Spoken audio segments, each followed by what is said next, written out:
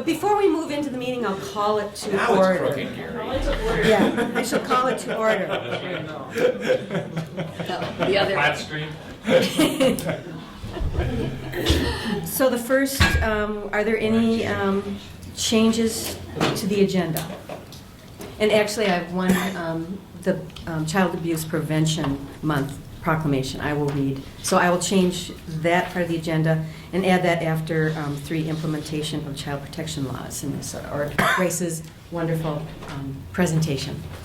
Any other changes to the agenda? I should leave while I'm ahead. Motion to approve is amended. Thank you, Commissioner Gamble. Second. Okay, all those in favor? Aye. Thank you.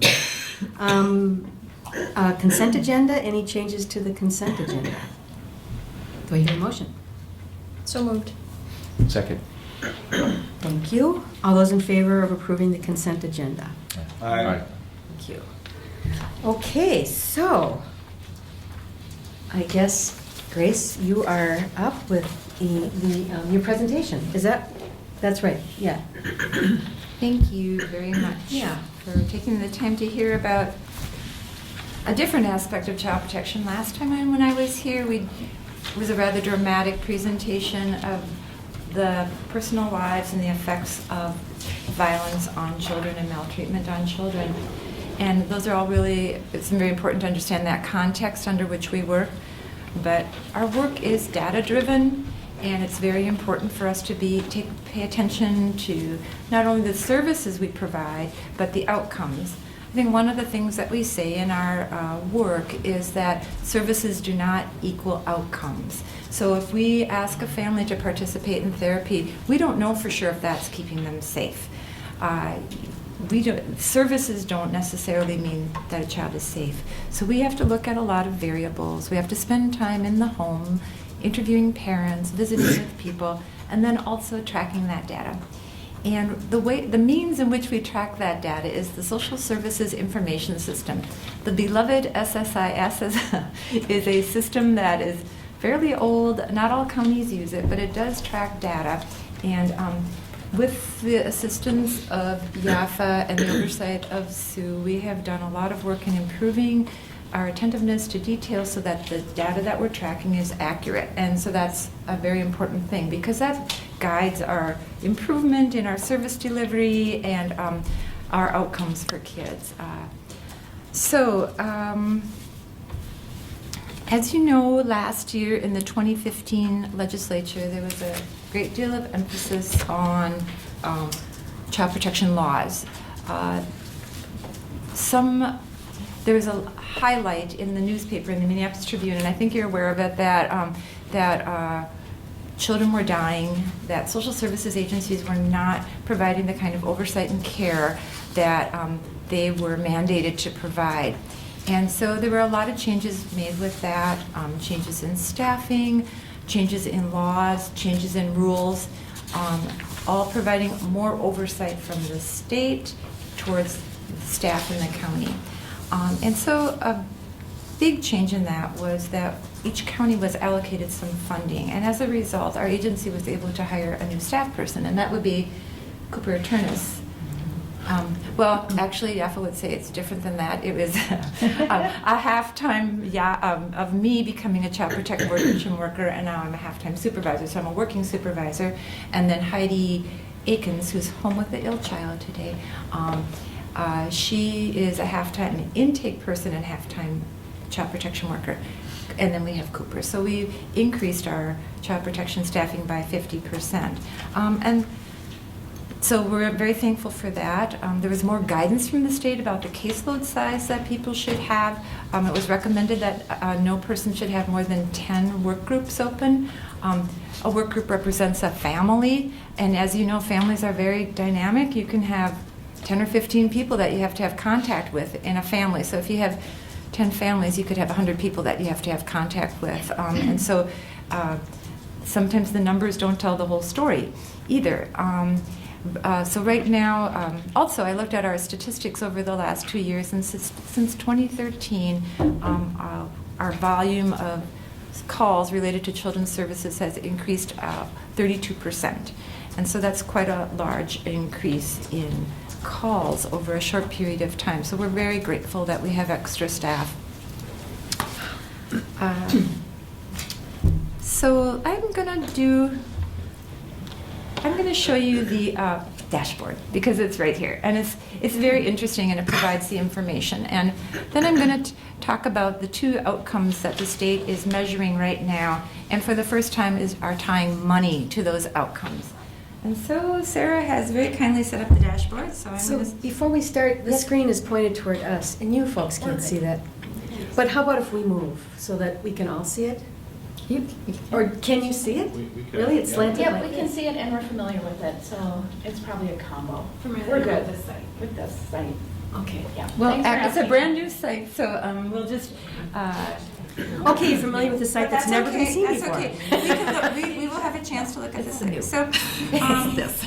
so first of all, I handed out some things to you, this little packet of 3, and it talks about safety, permanency, and well-being. And those are the federal outcomes that were identified back in the 90s to measure accountability for the funding that is provided to the states and then again to the counties. So this is what we think about whenever we think about children. We think safety, permanency, and well-being. And so those are our guiding posts.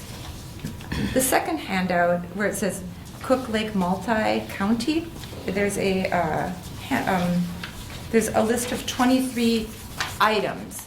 So under the larger outcomes, each county is measured, so 23 items are specifically measured on a semi-regular basis by the state, and that's called the Child Family Safety Review. We had our last Child Family Safety Review in 2013, and it's a really excellent process where not only is this kind of data reviewed, but they invite in families, service providers, they speak to the children who receive the services, they talk to the workers, they review the case notes and files. It's a very, very thorough analysis of the work that you're doing.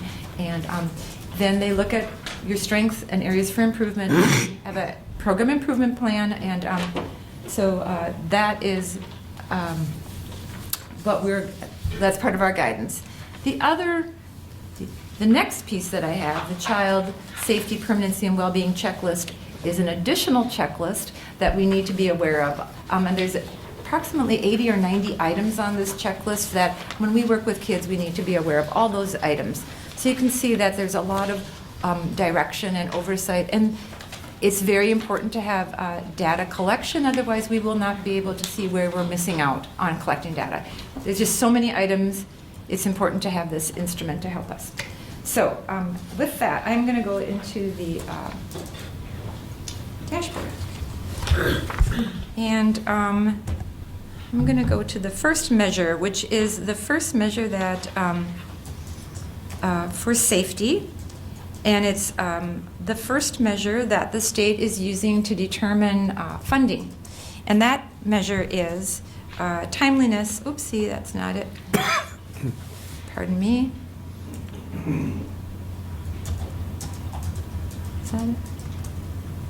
And that is not it. Although, look, we got 100% that one. Overall timeliness investigation. Grace, you might have to read what, please. Reboot it? What the colors mean, unless Yes. everybody has better eyes than I. I'm not getting to the. Blue's good. Purple's not so good. There we go. There's a very subjective. That's very good. Is anybody colorblind? And I don't see Sarah, I'm anything. having a little trouble with this. They should change those colors. I apologize. I want the first measure, which is timeliness, overall timeliness. Hope you click on that. Yes. And I want timeliness. I'm looking for the target measure that says timeliness to response. And I'll just walk you through it verbally, and we'll get you there. But the first criteria that we need to meet is ensuring that when we get receive a report, that within 24 hours we screen that report to determine whether or not it meets the criteria for child maltreatment. And so when we had the Child Family Safety Review in 2013, our percentage was around 65 to 70%. Only 65 to 75% of the time were we assessing that call within that 24-hour period. And it could have been how we were entering our data. I do want to say that we might have not entered it correctly, and so it might have appeared we were doing differently, but the printout that we get is helpful. It tells timelines. Sometimes it was 30 hours, sometimes it was 25 hours. We were close, but we weren't hitting that target mark. And so that was part of our program improvement plan. And I'm very pleased to say, did we find it? Yep. Oh, yay. That, Is that the code again? what time?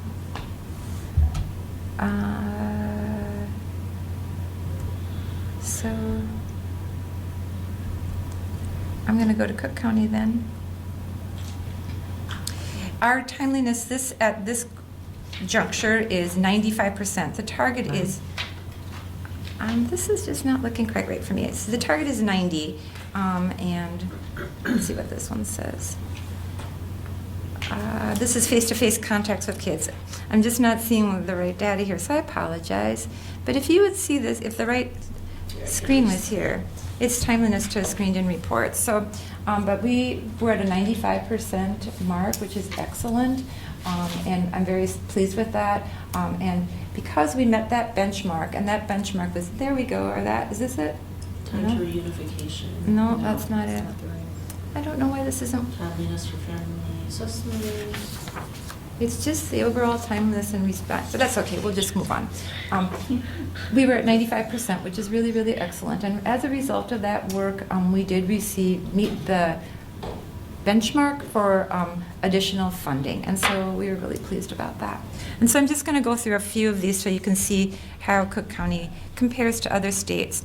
And you know, there's a great deal of unevenness throughout the state in meeting these guidelines and benchmarks. And the reason for that is, as you know, we're a state-administered county management system, and the state of Minnesota provides, well, there's 12 states in the United States that have that kind of system, and of those 12 states, Minnesota has a fairly low amount of money towards provided to counties, and so there's an unevenness because it's dependent on county funding to ensure safety, and so that's one of the variables.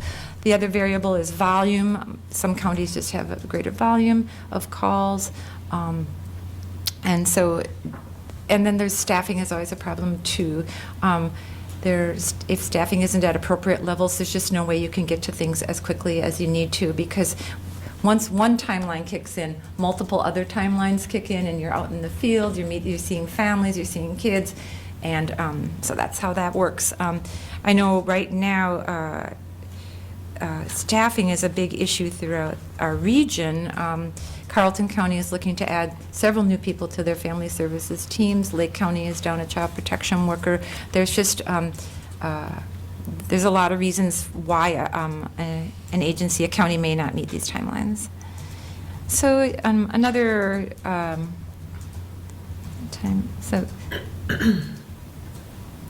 another important measure that I think I'm really pleased with our work on is the time from when we receive a report, we screen it in and see the children for a family assessment or an investigation.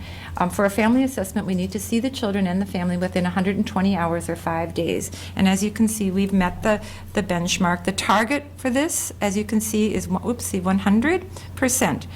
We want to, that's for investigations, for family assessments. The target is still 100%, and we have met 100% in both those categories. So once we've determined that a report has been made, which is ultimate to safety of a child, we are also very timely and prompt in seeing those children to assess safety. One of the other pieces that one of the other pieces of legislation from last year, and one of the things that they're figuring out, trying to determine, is that 24-hour coverage. The question is, right now the rule says if a report comes in to our agency, if we receive it by email or fax at 6 o'clock on Friday, we screen it when we receive it. So we probably won't see it until 8 o'clock on Monday morning. So quite a bit of time has passed, and then since between the report and us screening it, if it meets maltreatment or if it's egregious harm, we've already let a child be in an unsafe situation for quite a long time. And so there's, the DHS is revisiting the rule related to the 24-hour timeline, and there's consideration that we need to be available, that the screen-in needs to occur 24 hours after it's brought to either law enforcement, 24 hours after it's received versus 24 hours after our agency receives it. So that is something that needs to be determined. We do not have on-call staff in our agency. We respond as needed. If we get a call in the middle of the night and we're available, we go. But there's no requirement that we remain available. And so I think we've all had call-outs at various times of nights, and we've responded well. So I'm really pleased that we're able to do that. And we're trying to expand our ability to do that. Any questions right now? I know I'm going through a lot of detailed information, so. Thank you, Madam Chair. Grace, with regard to the incident that was in the board packet in Minneapolis, this issue was the response relative to a concern in the child's welfare and whether that response was within 24 hours. Correct. And it didn't happen because it was a weekend. And what you just clarified to us, if distinguishing between a call that comes in and the documentation of that call coming in when we're talking about a weekend. Because the intent of the law obviously is to make sure that there's a response when the child's welfare is in question. So if we get a call and respond to it and it's on a weekend, our reporting of that, and you alluded to earlier that some of it is making sure that our reporting is accurate in what it reflects. That I just was looking for clarification on your most recent comment as to on the weekend, the documentation as opposed to the visitation, if that makes sense. Yes, and the article you're referring to occurred in Hennepin County, and I was curious too that they didn't have a crisis line. Certainly they have many calls on a weekend in a large community like that, and I don't know enough about their system to really comment, but in our community I think we have an excellent relationship with the dispatch and law enforcement, and they will make every effort to contact us and respond. But I think we need to further clarify those rules and processes with law enforcement to make sure we do get called. But yes, there So- can be a gap between when a report is made and when Child Protection is receives that report. So if a call came in from law enforcement on a Saturday, and so the response from the care provider was on the Saturday, but coming in on Monday, the report gets filed. It could be a Friday night, we'll say, which would be a little easier to track relative to the 24-hour requirement. That it's acceptable to input the tracking that's retroactive to the call being made. Correct. We can enter the data to match the real timeline. So our measures will be correct on our data. So. But you need to see the child face to face, correct? Sorry? Excuse me, you need to see the child face to face. Correct. If there's an egregious harm, then we need to see the child within 24 hours, and so if that call came in at 3 o'clock on Saturday morning, generally the children are right there. Generally we're in the midst of everything, and so we see the children immediately. So it wouldn't be another appointment because we're likely placing those children. I can't think of a time when we received a late night call where we didn't see the children. We're right there right there on the ground with the parents, law enforcement, children. We're seeing everything that's going on, and we're able. It's not the best interview time because everybody's in crisis mode, but we can gather a lot of information at that point. And so sometimes the type of harm that occurs may require a forensic interview because there may be criminal charges brought against the care provider. And so that would happen in a different manner. We've never done a weekend late night forensic interview. Sue, do you recall anything like that happening? So usually we've had that happen during the day, but that's a necessary component in our process as well. Madam Chair. Shimon. Thank you, Madam Chair. Grace, Sue has brought this issue up to us repeatedly now, this need for 24-hour response and the challenge it provides the staff. And so we had conversations last week in St. Paul with legislators and our colleagues about it. But specifically, I don't know, it's maybe a difficult question, but what are we talking about? You know, can you, 24 hours, you know, what, these real egregious cases, I mean, how do you make that determination, like that this is a dangerous situation for this child? Well, sexual abuse is always egregious, and that always requires a 24-hour response. Sure. So the other criteria, I didn't bring down, we have criteria that guide us. So I might need your help, brains that are younger than mine. But for example, a broken bone, if a child came to the ER with presenting with bruises, that's egregious harm. If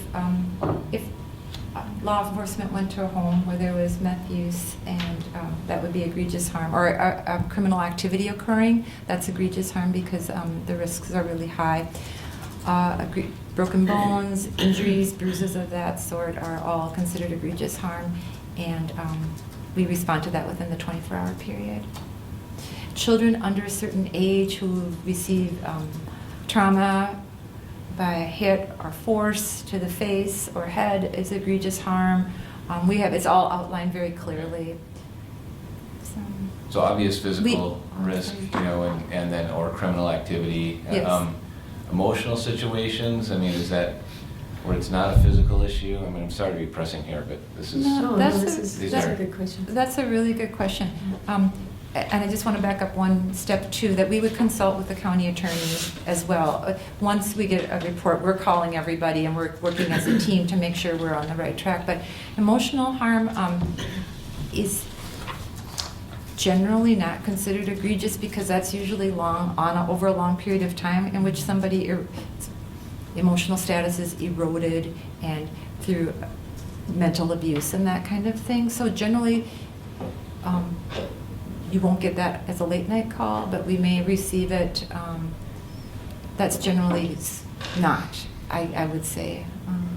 But something obviously still you'd respond to. So, Absolutely. right, yeah. And we regardless of whether or not the rule is to see a child in 120 hours or 5 days, we go out as soon as possible. Sure. So we never say, well, oh, we've got time, because you don't know what's going to happen 5 minutes from now, so you better take care of it right away so that you can be prepared for the next call. So, Jerry. Thank you, Madam Chair.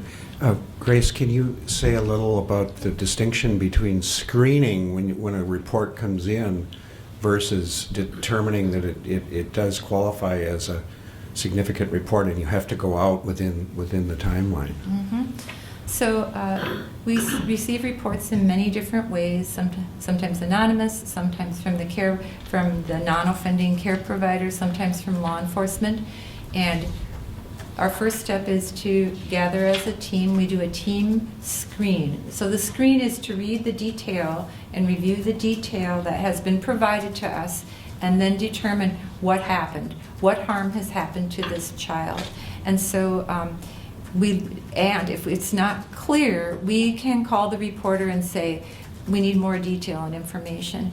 And then we have guidelines that are based on Minnesota Law 626556, which articulates the types of abuse: physical abuse, emotional neglect or abuse, abandonment, lack of caregiving, exposure to dangerous situations. All those things are articulated very clearly. And then we do make a determination. We contact again, if we do work with Jean Munson, who's the Assistant County Attorney. She is our attorney for the child maltreatment cases. And then there's a rapid access consult team at the state. So if we are stuck, we can contact them as well. So we always get guidance up because Sue's been here for a very long time. She's seen a lot of things. She's aware of the laws. We work as a team, and that's how we make that determination. Law enforcement sometimes just says we're removing these kids because we think child maltreatment occurred. And then our determination is made. A lot of times, if there's a criminal charge, that means it's an investigation and egregious harm, and that's our 24-hour clock starting. So if a report came in on a late Friday night, let's say, is the first thing the visit and then you screen it after that? Or or is the screening first and then Screen you first. determine to go visit or not? Yep, screen, yes, Yeah, thank okay. you. The first step is to screen the call, to assess what has happened, what harm has happened to the child. Because the other thing that we need to think about is we need to take care in what we're assessing and claiming, because we've not had this yet in our county, but some counties, there can be appeals of these determinations, and so it's important for us to be very clear about what has happened, what evidence do we have, and then proceeding with that. Okay. So you might have multiple people involved, say on a Friday night or during the night or whatever it is. We had a call 2 Sundays ago, and I received a call, then I called Jean Munson, then I called Lynn, then Lynn called Cooper, and then the Cooper and Lynn went out into the field, and it went until about midnight or 1 on a Sunday night, Monday morning. And again, I'm so appreciative. I was not in the community, so we can do a lot by phone, but people they do answer the phone when I call, so I'm really appreciative of that. But that's how we moved in that situation. And that was a situation where the initial information we received indicated potential for egregious harm. Once the investigation was completed, there was no determination. So we always go in at the highest level, but make sure that we can, it may not be determined, even though the report states one thing. And that is always a really important thing. What is reported, we don't know exactly what happened. So we have to respond with what was reported. Oftentimes when we go in, what was reported doesn't necessarily match exactly.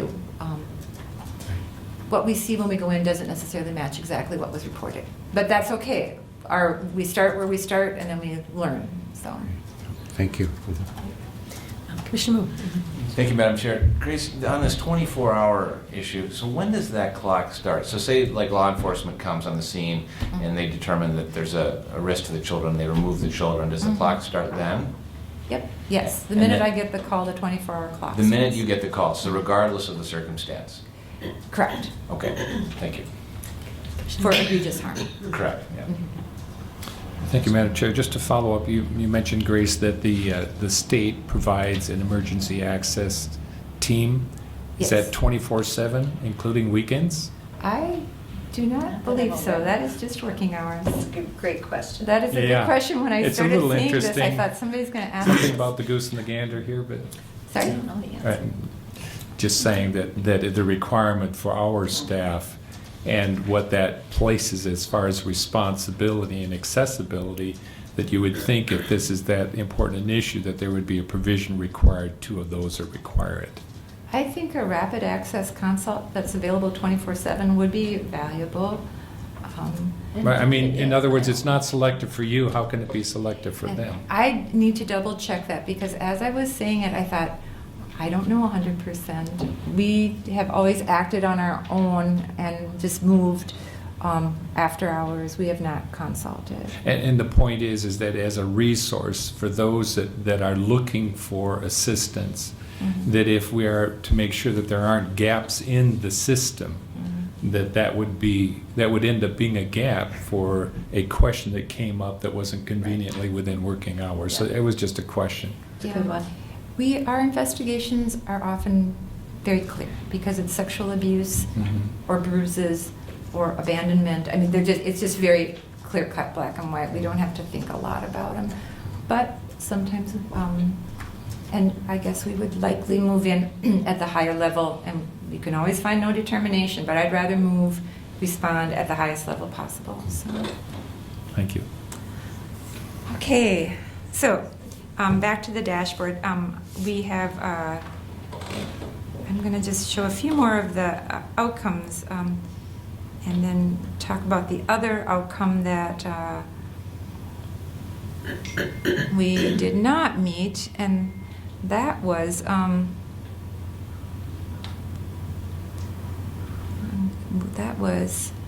time from, okay, Sarah, your eyes might be better than mine. Visits. I am looking for timeliness, visits, It's visits. monthly visits. There it is, monthly caseworker visits. The other measure that the state was providing money for was monthly visits, and that is that caseworkers, each month that a child is in out-of-home placement, the case manager is required to have a face-to-face contact with that child. And as you can see, we did not make that measure. Cook County, we were at we were at 81%. 81.9, and the rule is 95% or higher. And we did not make that measure. And as you can see, many other places did not either, and that doesn't make it right. It just is how it is. And so one thing, that was the information the feedback that we received. And we're thankful to have that information and that feedback, because then we can develop a correction plan. And so that is another piece of information I provided to you that is on your, if you're using your Surface, it's handout number 2, timely face-to-face contact, and then it's the continuous improvement plan for monthly visits and for face-to-face contacts. And we did not make that measure for a variety of reasons. We had some staff turnover at that time, and there was a distance factor. Nevertheless, we should have made those visits, and we did not. And so we did develop an improvement plan. And I want to say that this information was really helpful, and it's really clear what your percentage is and how we did not make the mark. We were able to think about what were the variables that detracted from us being successful in this area. And we are very attentive at this point, and we've improved our practice, so we are really honing in on this goal, and our goal is to make the mark of 95% for those visits. Is there anything else? Yeah, Grace, yeah, just on that point, I think it might be beneficial, in the report that you gave to us, how this translates relative to the 2015 revised allocation document that you handed to us, that shows how these figures influence the grant monies. Yeah, YAFA has a very complete report on that, Right. and if And you, the two points I'd make, given you shown on this document, I think the benefit of being able to access this and track it is that if you look at counties within the state of Minnesota, and you find those that are performing well in this regard, you have the opportunity to say, what is it you're doing in your practice that allows you to do this? Correct. It might be a staffing issue, and it might be some other procedure issue that's contributed to that. So I think the comparison has value to it. But in looking at that, and again, for fellow commissioners and for the public, that when we see our performance in this area, number one, out of the 87 counties in the state of Minnesota, 31% of those counties were allocated the $60,000 base as far as from those grant monies. So when we're looking at 87 counties, to recognize that there were 31% of those that received the amount of money that we received, which is the base grant monies of 60%. And of those 27 that received the 60%, 13 received that first contact, which is what we received because we were in compliance. That means that of those 27, there were 84% of the 32 counties out of the 87 that received this allocation. So in other words, if you take 87 counties, that you had 84%, or 32 rather, 32 counties out of the 87 that received that first benchmark, yes, correct. Mhm. and the greater percentage of those, the 27, were that group that were within the 60% allocation, which we find ourselves, which is 87% of the total that received it. And of the same 27 counties, of which we are one that received the base grant of $60,000, 20 received monthly visit performance allocations. which is 70% of those overall in the state. So my point is that that group that we find ourselves in that receives the $60,000 allocation is a greater percentage of the counties overall. And of the 27 counties receiving a base grant of $60,000, of which we are one, 11 receive both performance allocations, and in the regard of the follow-up and the initial. The reason that I think that's significant, it puts it in context to understand how we relate, given the participation rate that we find ourselves at. Anyway. I appreciate those comments, and I think that if people have feedback on some of our continuous improvement processes, and I would appreciate that. And also, I agree that learning from the counties that did achieve the second mark is a really excellent way of proceeding. We haven't had a chance to have that information shared yet, so we just are getting this base information, but that would be a great process.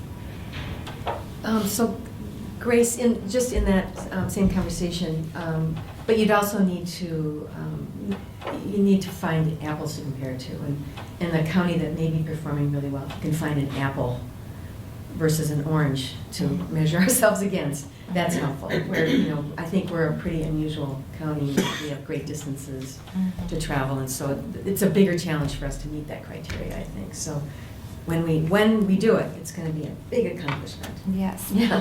I think it's partly a numbers game too. When you have small numbers, it's really easy to miss 90%. If you have 10 kids in out-of-home placement, which we do right now, if you miss one visit in 1 month, there you are at 90. And so and so what we try to do is stack the visits at the early end of the month, and plan them, schedule them early, because if you leave your visits until March 27th, and you are deathly ill that day, and you don't, and other things happen, you're in a bind. The other side of that, though, is we are very clear with each other as staff that we back each other up. If we need help, we ask each other, and people will help us out in that way. So it requires a lot of communication. We have to be clear that we have small numbers, so we have to have very high attention to visits, because our percentage can go down very quickly. So. Thank you, Jerry. Thank you, Madam Chair. Grace, to what extent is meeting that goal a matter of staff, having adequate numbers of staff, FTEs, versus other factors that you might be able to work with and meet the goal? I think we're adequately staffed at this point to meet the goal. Last year, we had a gap in staff and some long distances, and that contributed to lack of visits in the early part of the year, and that's been addressed now through our additional staffing and increased communication amongst our staff about the importance of this, and so I feel that it's very possible that we can achieve this. Good to hear. Okay. So I just wanted to point out one more thing on the dashboard, just because you can see at the top, middle top there are what's called initiative tribes. And the reason that they are separated out from their counties are because they are doing all of their own child protection services. And they received some special funding through the legislature a few years ago to go ahead and do this. So that's why they're pulled out of their county data. And I just want to clarify that, because you'll see there are other tribes in the state, and they're not pulled out from their county data. So that's specifically, those two are that's why they're there. Thank you. So in summary, our work is process-oriented and data-driven. The guidelines are provided us from the federal government to the state and then to the county. And in order for us to meet both our masters, I say we have our two masters that we must meet, and that is the service and the needs and the cares of the individuals and our data and data collection. They're both equally important overall to the success of our agency and the work that we do. We have to be very attentive, and we need to know what the measures are, and we need to communicate about them. And I feel that the opportunity to have 2 supervisors and for me to focus in on families and children also increases the opportunities for us to meet these benchmarks, to learn the rules and to know and to work on processes to meet the goals. So we will be happy to inform you about our next round of data and detail. And certainly if you want to look at more measures and on the dashboard, it's very interesting and very helpful. The color coding is really nice, so you can see what the patterns exist in the state. And that's very helpful. But if you have any other questions or comments, I'd be happy to respond. Maybe, Grace, you could get back to the board with the answer of whether or not the state's Yes. consult line is 24/7 or not. I will do that. Thank you. Great. Thank you, and I personally love dashboards. I just think they're, in a quick period of time, you can get a picture of what's happening, even though there's the analysis of the data that will always be there, but it's just nice. It's a good measure. We have had them for a few other areas previously, but this is clearly the most effective and easy to monitor. So this is just new in the last few months, or even weeks, I think. So I'm very pleased that they put this together. It's very helpful. Great. Thank you. So Great bef- information, thank you, Grace. Yeah. Thank you. Thank you. Awesome. So before you all leave, the next item on our agenda, or Grace, thank you, and it's okay to move on. Yes, thank Okay. you. Thank you for your time. Thank you for your time, and thank you for listening and your feedback. Thank you. I appreciate that. So before you all leave, there's this proclamation for April is Child Abuse Prevention Month. And I'm happy to read this, but I'm wondering, would anybody from the Child's Department, Protection Department like to read this? Or should I just read it? You? Okay, I'll read it. But I just wanted to give you the opportunity because it affects you in a very personal way. But okay, on your behalf, I shall read this. Okay. April is Child Abuse Prevention Month, Proclamation 2016. Whereas child abuse is an issue that affects all members of our community, and finding solutions depends on involvement among people throughout the community. Whereas child abuse prevention works when partnerships created between parents, practitioners, schools, faith communities, healthcare organizations, law enforcement agencies, and the business community. Whereas family-serving, youth-focused prevention programs offer positive alternatives for young people and encourage parents and youth to develop strong ties to their communities. Whereas all citizens need to be more aware of child abuse and neglect and its prevention within the community, and be involved in supporting parents, caregivers to raise their children in a safe, nurturing society. Now, therefore, the Cook County Board of Commissioners, I guess I do have to read it.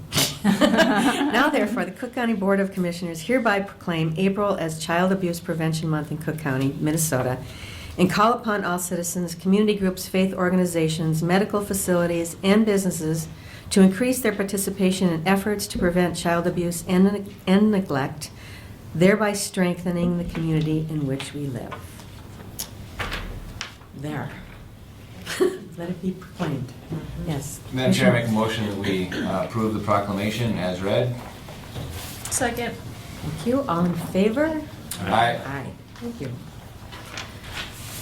Okay. Madam Chair, just a little note that during April, we're embracing the theme again, Pinwheels for Prevention, and so you'll see a number of wonderful messages throughout the county, really strengthening that message. Good, thanks. A visual to I strengthen. didn't have pinwheels for you today, they haven't come in yet. Thanks. We have that to look forward to. Yes, yes, our pinwheels are We coming. have that to look forward to.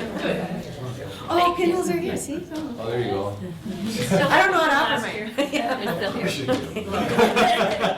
Okay, thank you. That was Thank you. Thank It's you. nice to Thank you. see all the staff Yeah, that's you're the so foundation welcome. here. And I'm sorry, we have to excuse ourselves because You have work to do? we have a an urgent issue that we need to address, so, thank you. Thank you. I know Yafa has some information related to. Thank you. Thank you. Good luck. All right. They really wanted to listen to you, Yafa. It was an emergency. Duty calls. All I know is I'm sitting in my office working on numbers, and then someone will say, I need this from you, and they start telling me about what's going on with the client. And it's like, okay, here you go. And I go back to my numbers, and then they're working with people, and so when I see them getting little notes to go off and do something, I am really in awe of the work they do. Yeah. So, the first two supporting documents under my agenda item have to do with the Child Protection Worker Grant and the outcomes.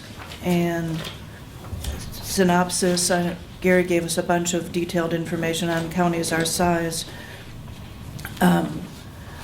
We received the $60,000 base last July, and we received the first contact performance measure, and that was initially going to be $7,500 if we met it, and instead it was $12,621. And there's only 2 counties in the state that got a smaller dollar amount for meeting that measure, even though we got more than what was initially anticipated for meeting it. And that was Kitson and Lake of the Woods got $11,554. And in the few paragraphs of information I had in the first supporting document, the state said the number of dollars you get is not based on your population, it's based on the number of kids you actually saw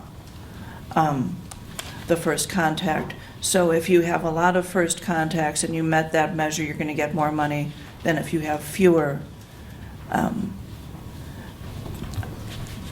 visits you made, first contact visits. So if you have 10 calls, you're going to get less money than someone who has 20 calls.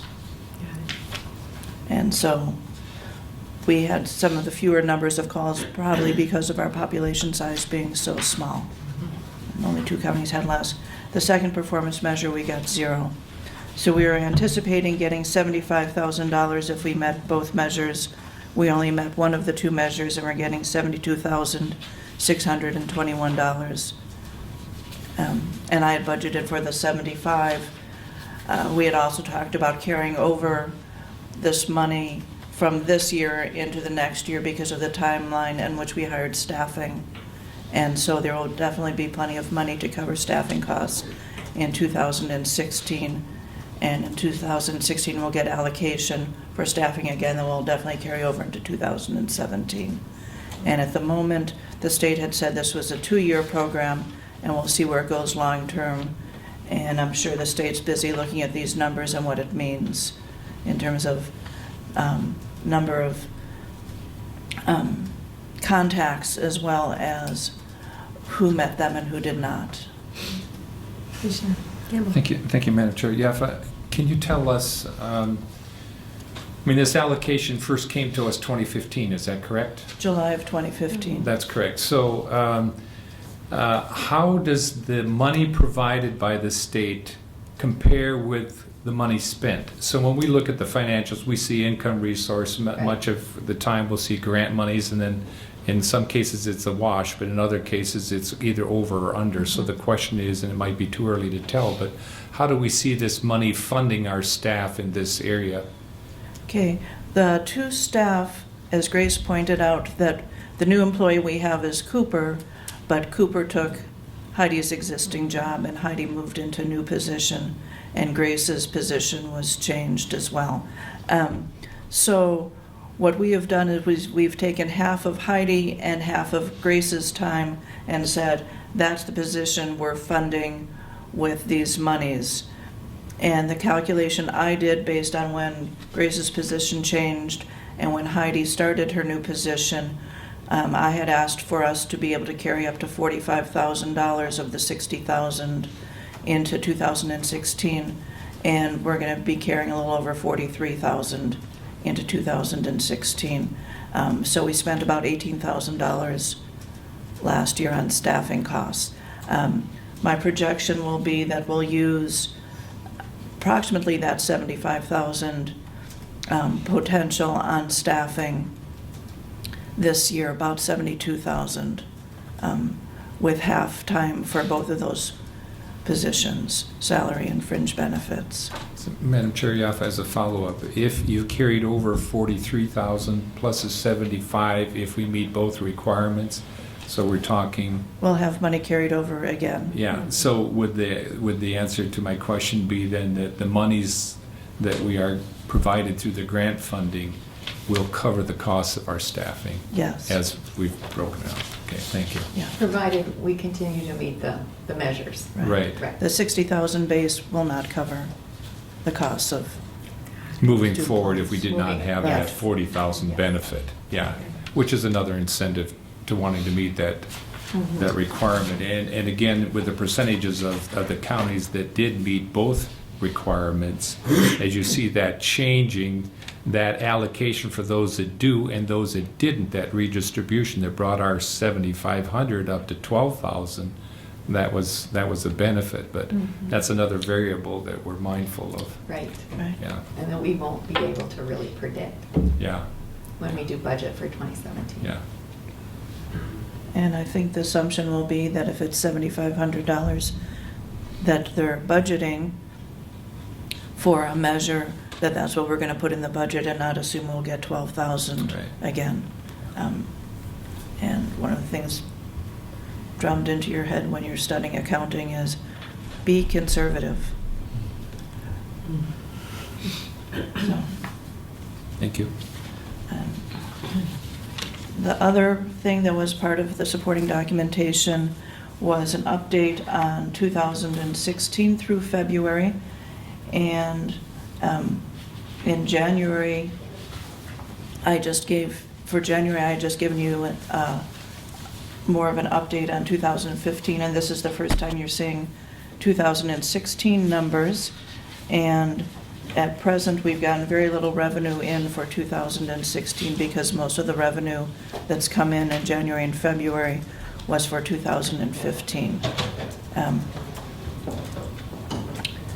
at the same time, we're still staffing, and so the largest costs you're seeing so far this year is for staffing costs.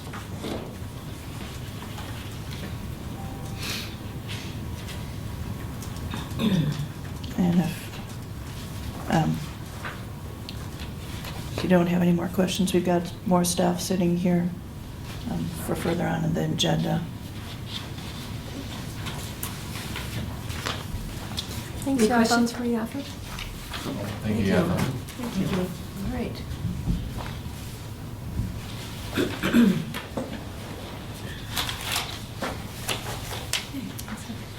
So, moving into Sue's director's report. Okay, you just heard a lot about performance outcomes for the Children's Services area, and the next thing I'm going to talk about briefly are the child support performance outcomes that we are now being asked to meet. And as you know, we contract with Carleton County to do our child support services. So we still are responsible as a county for meeting those, but we work that out in our contract with Carleton County so that they know that they need to meet certain measures and for the performance practices.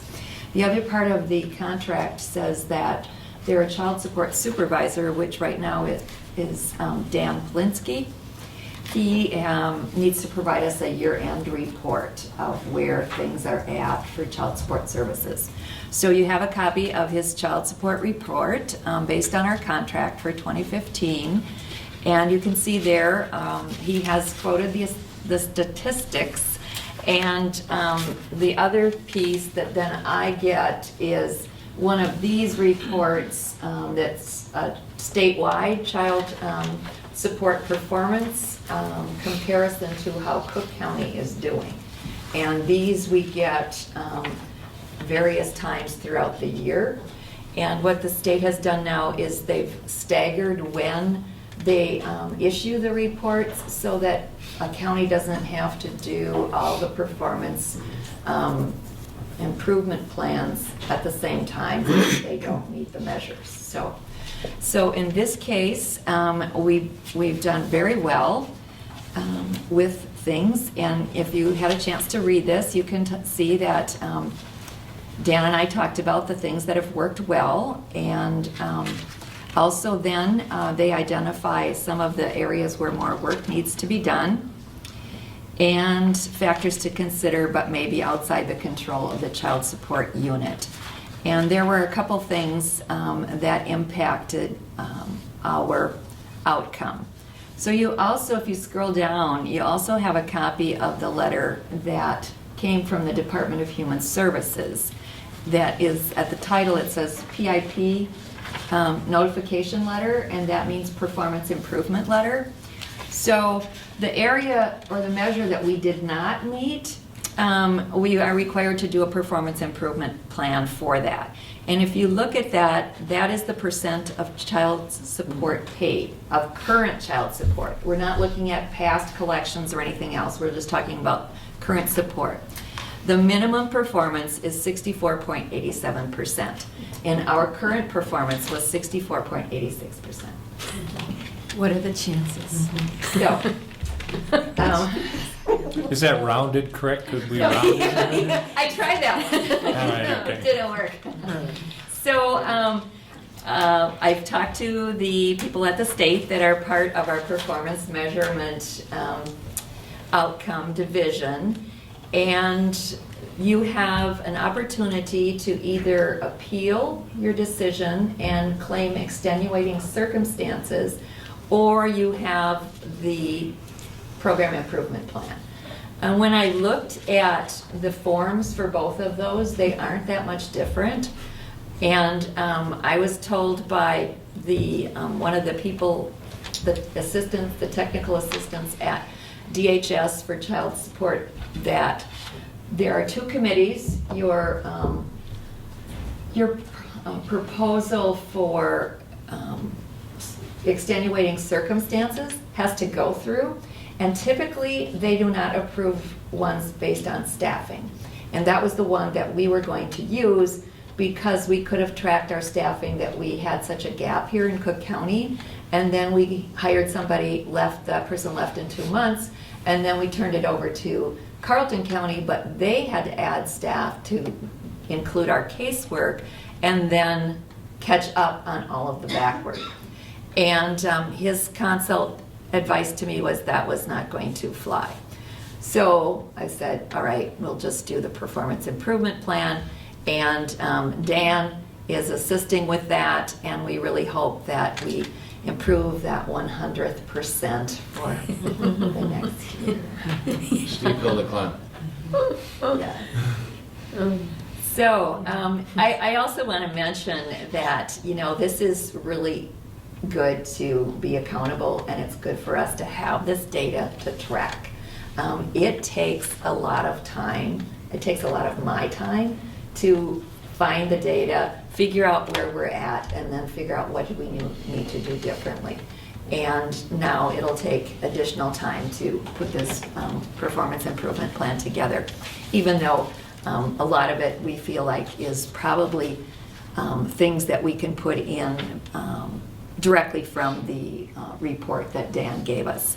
Because clearly, one of the factors that was outside of our control that did influence our outcomes was that the state has been, and this is statewide, was impacted by the implementation of the ACA and the lack of automated referrals. The system was not set up to automatically do referrals from income maintenance over to child support, and so those aren't happening. So when you don't get those, it's difficult to put together the orders and to go ahead and proceed to try to collect child support. Generally, extenuating circumstances would be things like, perhaps like in Cooch County, perhaps in Lake County, where there was a large industry that closed, and so therefore people are out of work, or they have way less income from unemployment, and then, you know, they're not able to pay their child support. We didn't have anything like that, so that's why we're going to move ahead with this. Any questions? Thank you, Madam Chair. So I'm just going to mention that the report is great from Carlton. I mean, it's informative, and I can appreciate what goes into having to, you know, put a report like this together. My question is, that relationship, given, you know, the experience we have under our belt on this, how would you assess that? I would assess it as being extremely valuable. And the their relationship perception, is they're happy? They're very happy. Yeah, that's great. Mhm. That's great. Yes, Thank and you. I would certainly recommend that you can continue this as long as Carlton County is willing. They have their staff on board now. They also, as you can see in the next agenda item there, the child support electronic document management system is now up and running, and so Carlton County has done all of our scanning of our files into that system, and they are now working with that system on a live basis. So I think that also is going to help with some of our efficiency. So, Thank you. any other questions about child support? Thank you.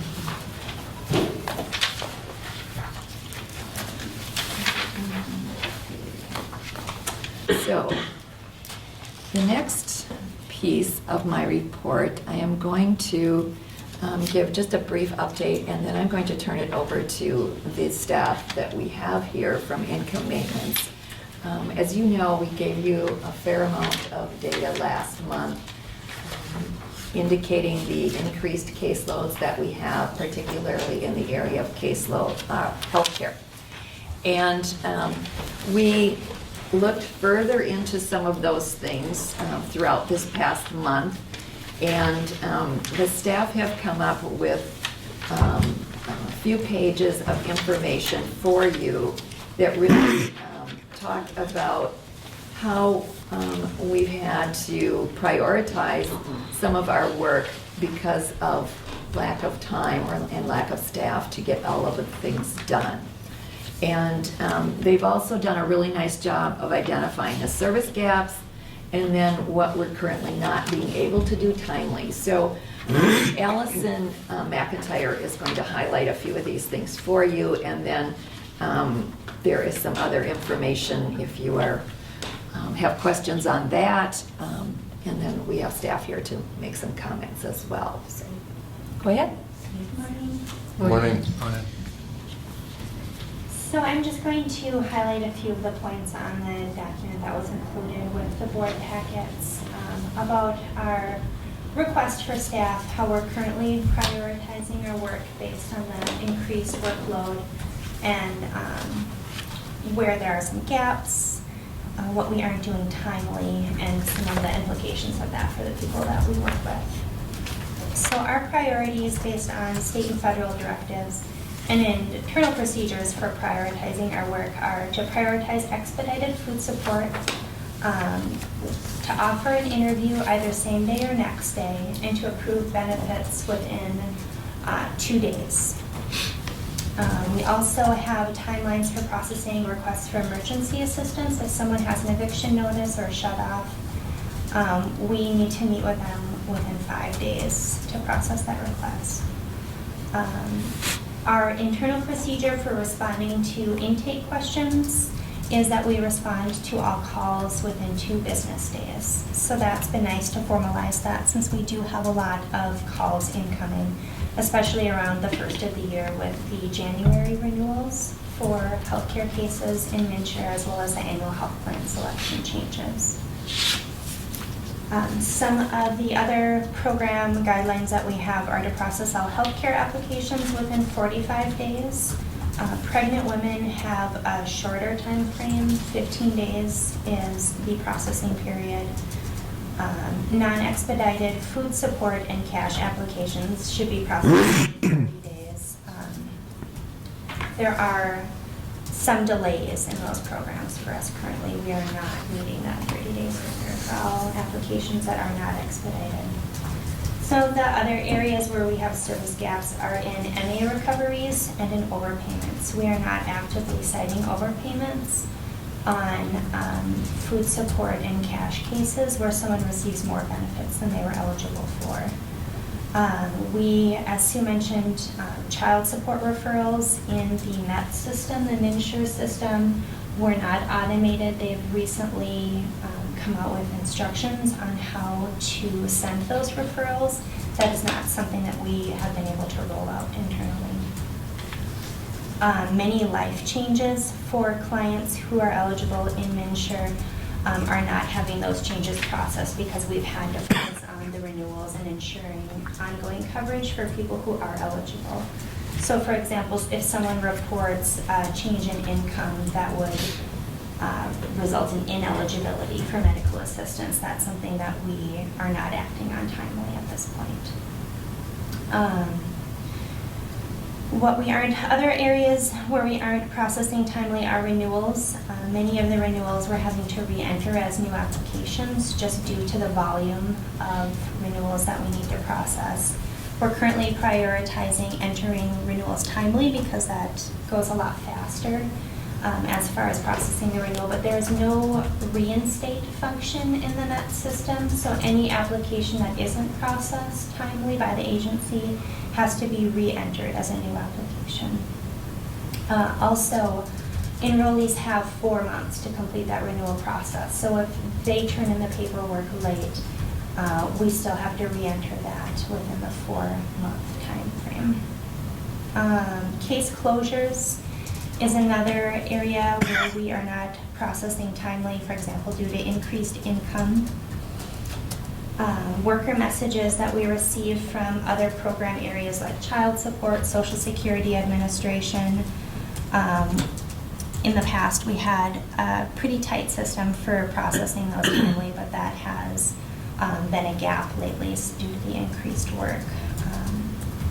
Closure of medical assistance for cases where the enrollees have moved out of county. That's related to a lot of our returned mail processing. We have had a huge influx of returned mail because of the address interface issues with the MET system, as well as the mailing of the 1095B forms. That was a huge mailing that was initiated by DHS for those forms that verify that you were covered under a health insurance plan for the 12 months. So a lot of those were returned undeliverable. So we have quite a large volume of returned mail to process. Madam Chair. And Sarah can speak to that. She's really been our lifesaver in being the first point of contact for screening. It's those true, mailers. Sarah? It is true. Commissioner Lowe, did you have a question? question. Did you want a question, Sarah, if that's true? Okay, we can ask questions as you go through here. Okay, so there's a few things here where there's overpayments or people are no longer eligible and you can't process that. How does that count against? Might be a YAFA question. How does that count against our finances? So we're providing benefit that people might not be eligible for, or overpayments because you're not able to process that eligibility status change or something like that. It's not really related to our county budget. It's all federal and state dollars.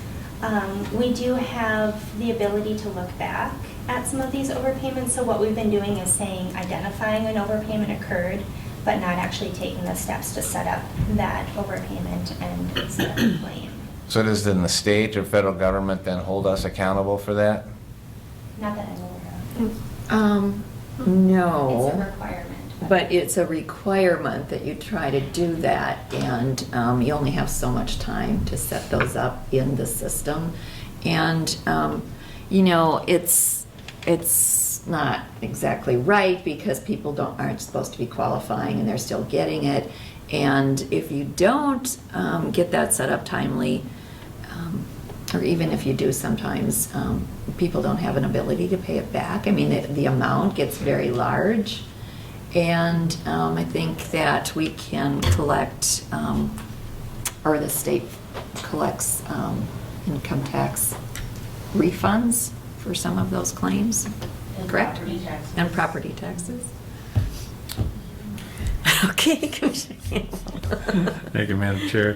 Just a follow-up question on that is, if we were able to understand incidences where the information is incorrect or it isn't timely in nature so that it causes overcharges, and we'll just look at it as overcharges, where somebody is receiving a benefit that actually has lost their eligibility, that there isn't, or there is a requirement, but it's not necessarily something that's accountable to recoup those dollars. And the difference is between we'll call it a clerical error, time that we process information and having current information, as opposed to fraudulent. Mm-hmm. And if you understood that, it would be an indication of the nature of the problem. And to the extent that we've just seen in the previous, presentation, how important it is that compliance leads to dollars. Yes. And in this regard, managing fiscal responsibility of dollars relative to those that are eligible, getting those dollars, and those when they no longer are eligible, that the timeliness of that processing and their requirement to notify then helps manage the stewardship of those dollars. That's a separate issue from fraudulent, where we intentionally do not notify, and then we bleed that resource of dollars.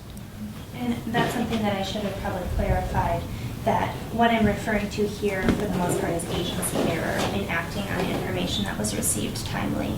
If there is fraud suspected, we would refer to the fraud prevention unit in St. Louis County, and their staff are responsible for setting up all of those claims associated with an overpayment for fraud.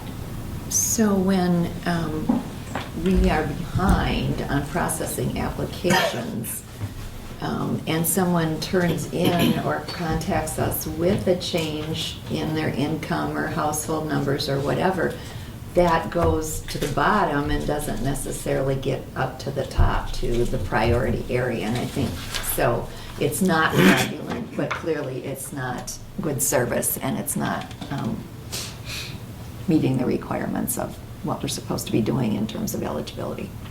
Thank you. As a follow-up question, in the report that we got from Dan, it shows that the incidence of uncollectibles has, increased. This is in that particular, area, Yes. child support. Yes.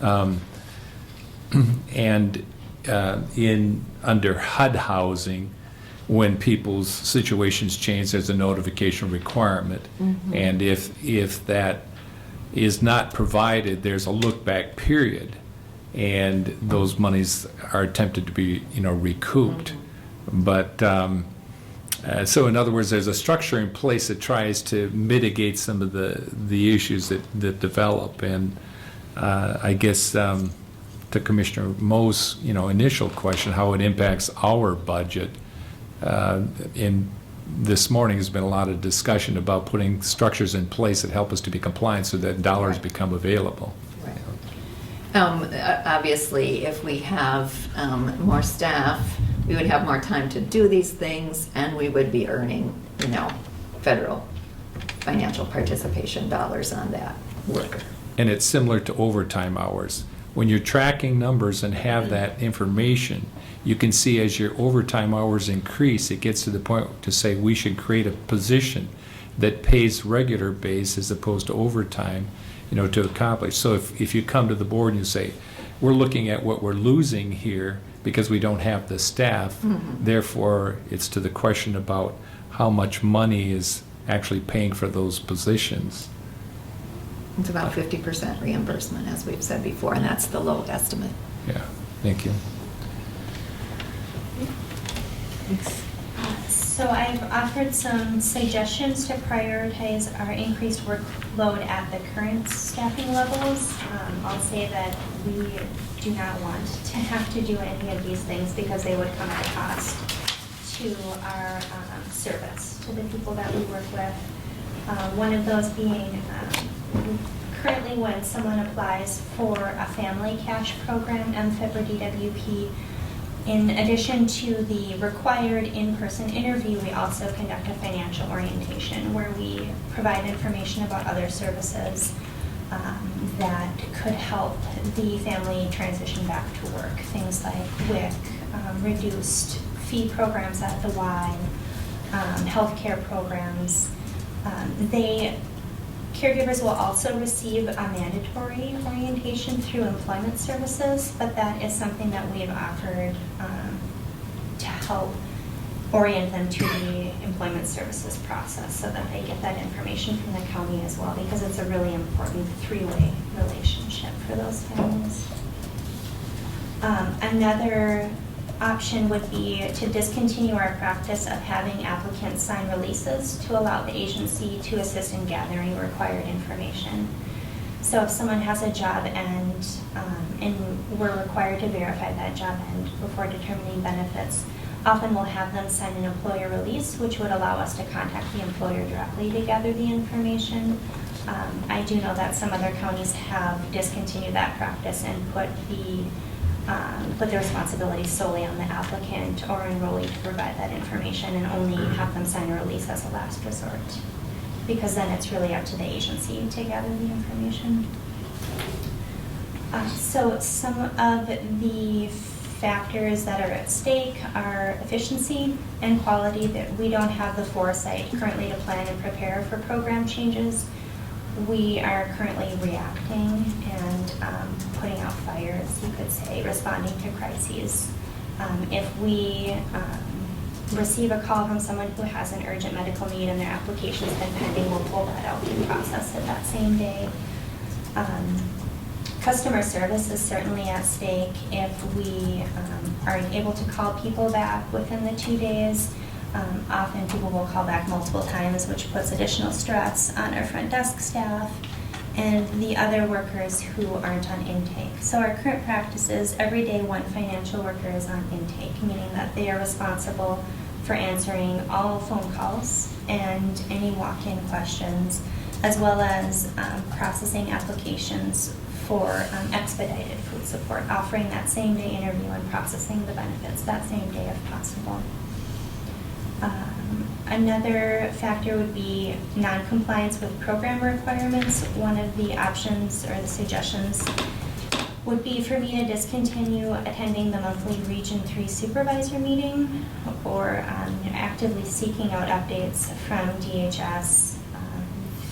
A lot of that comes out through a website, a systems information repository, where we get updates daily on program changes. So that's something that I see as an important role as a supervisor, is prioritizing that information, getting it out to staff so that everyone isn't independently responsible for seeking out that information and interpreting it on their own.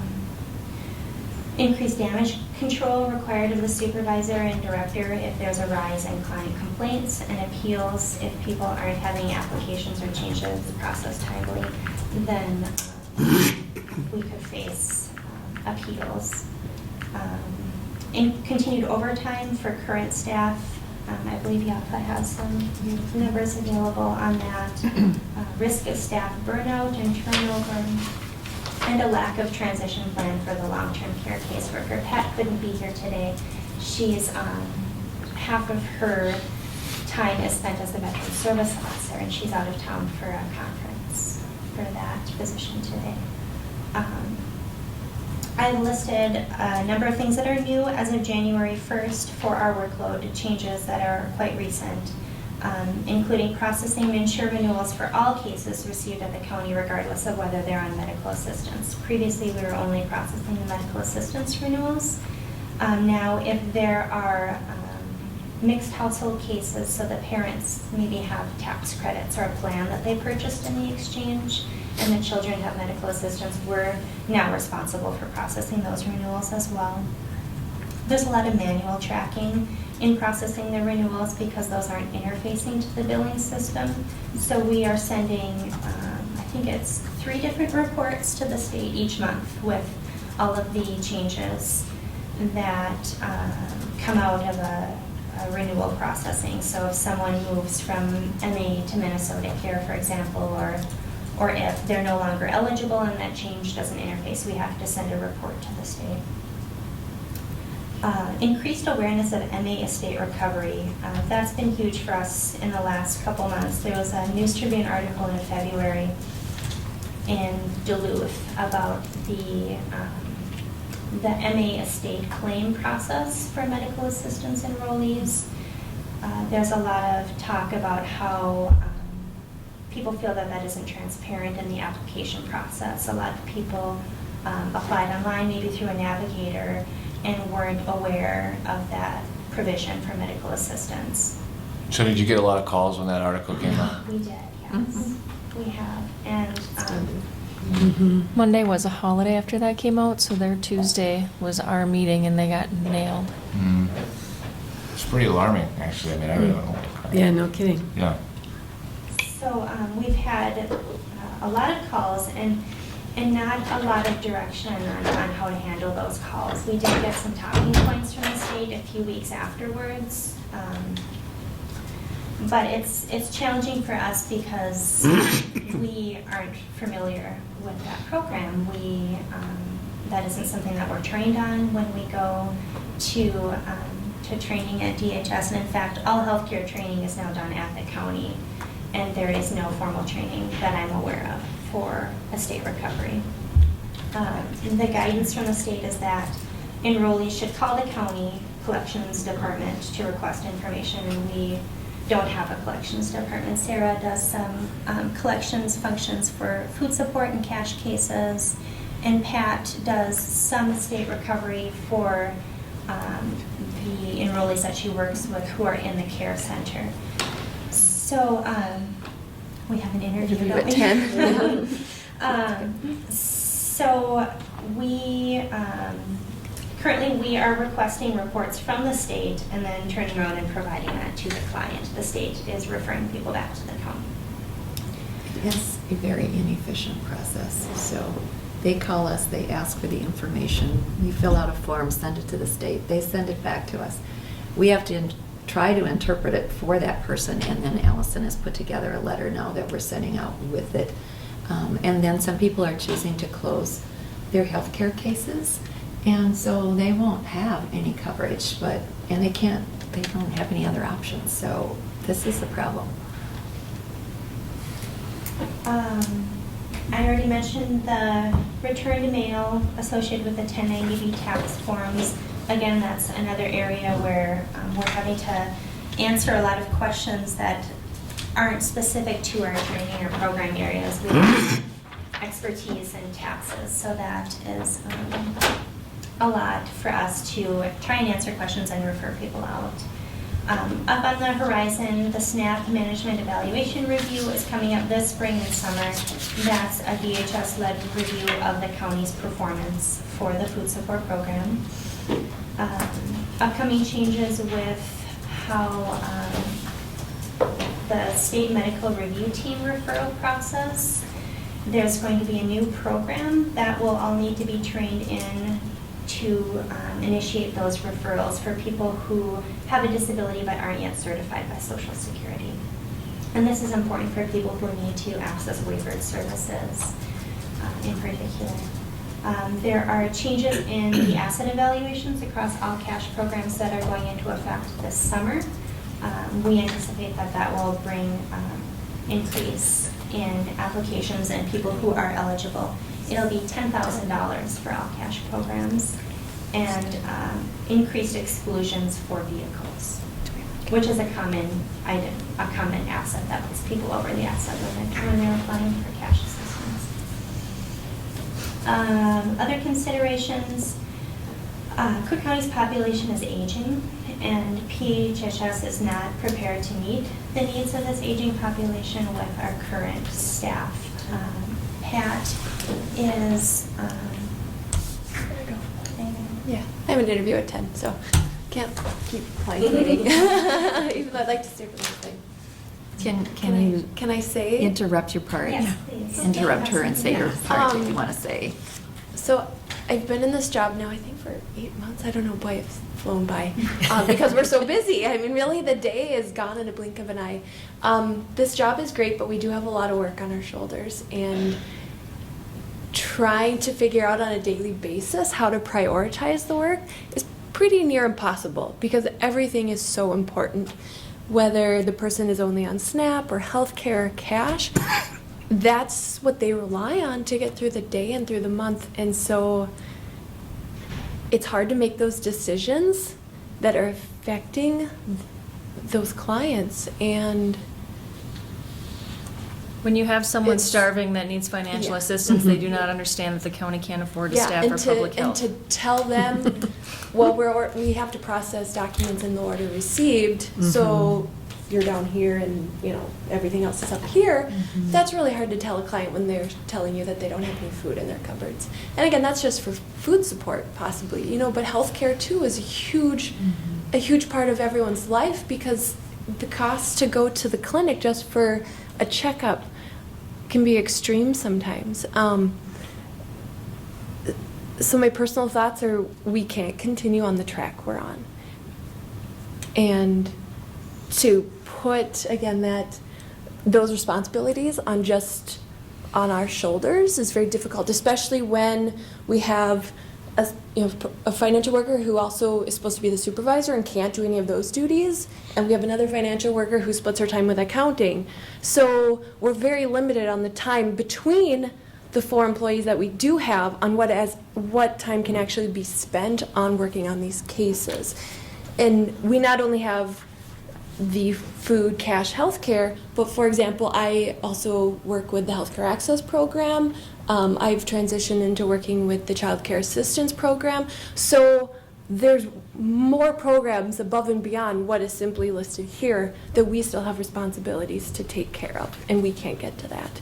At least we can get to it to a point where we can kind of patch items to keep people to still receive their benefits, but we can't really focus on improving our processes to make sure clients get the best service possible. And our focus should be on the clients. So, but I'm gonna head out so I don't have to make a client wait, so. Thank you all very much. Thank you, Allison, for helping put these pieces of information together. And I'll just Great. piggyback on something that Allison said, is that as staff, it affects our quality of work when we don't feel like we're doing a good job, when we are faced with more complaints than gratitude for the work that we do. So I think that that's a big factor too, and that can impact our job quality. So just a couple other staffing considerations: that online and classroom training can take 6 weeks, followed by 6 months of hands-on training before a worker can be independent. As Allison said, she's been here 8 months, but there's still a lot of training that's happening every day. It can take 2 years before a financial worker is fully proficient. There's a lot of programs that we work in. We aren't able to be specialized like larger counties, so there's a lot of consulting with each other internally, with program manuals and policy at the state, and with partners throughout the region. Over the last few years, DHS has directed many systems and changes, which requires increased knowledge and skills for the county workers. We have to, especially small counties are impacted by this because we have small caseloads, as I said, and have to know a little bit of everything. I know that Allison mentioned that I'm pretty limited in my responsibilities as a supervisor because there's so much casework that needs to be done, and that's what I've had to prioritize. My priorities, staff-related, are responding to questions and requests from staff, doing required internal training. A lot of the training has been pushed back onto the counties. For example, medical assistance training, healthcare programs training is not offered by DHS anymore, so we are required to do that in-house. Client-related, I have my own caseload of 4E foster care and adoption assistance cases. I also am responsible for representing the agency in appeal hearings, and I try to respond to urgent requests that can't be answered by an intake worker. I have some administrative responsibilities for updating program plans, the child support liaison with Carleton County. I would really like to be able to dedicate more time to improving our internal processes and finding room for efficiency. We did some work in that a few years ago when we had our performance improvement plan after the last review for the SNAP program. We put some processes in place to ensure that some reports are monitored timely and resolved. I was here a few months ago talking about the income eligibility verification system, how we maintain compliance with that, but here we are again. And we are having to formalize processes again because that's something that we are pushing to the back burner when there are people who don't have access to services. Blue Zone Scripts is a tool that was developed by an Anoka County financial worker that built in a lot of efficiencies in the Maxis system. We are currently the only county in Minnesota that isn't using this function. And that's something that I think there's a lot of staff buy-in to roll that out. We just haven't had the time to dedicate to it. Case review, review of state reports, and updating internal policies and procedures are all areas that I'm not able to dedicate time to currently. The reason being that I've retained some responsibilities from previous positions because of agency turnover. Currently, I'm still working with outpatient enrollees in the Wilderness Outpatient Treatment Program and helping set them up with funding if they don't have insurance coverage. Spending a lot of time still working with Allison, as she's still very much a new worker. I'm also scheduled on intake 1 or 2 days a week, which means that that whole day is dedicated to answering phone calls and meeting with people who come into the agency with questions. We've been so busy on our intake days lately that work often rolls into the next day where we're still following up on calls and problems that came up that day. So with that, I don't know, Sarah, if you have any comments from your standpoint. I know Sarah and Janine are really the first point of contact with people when they call, and the amount of work that we've had has really impacted them as well. It really has. The whole attitude in the front office in the last probably 6 months has totally changed. The abuse that Janine and I take from clients is terrible. We get sworn at, called names, and they'll call several times a day. Especially like the poor intake person gets so many calls that their voicemail gets full. So then the person comes back to us and is really mad and yells at us. I've been in a couple of positions where they're asking me questions. I can go in and hear them, and I have enough training that I can see, but I don't know, I'm not comfortable to answer these questions, and there's no one available. So it just gets it's very frustrating, and it really burns Janine and I. I mean, I can't imagine the financial workers, but Janine and I are getting extremely burned out.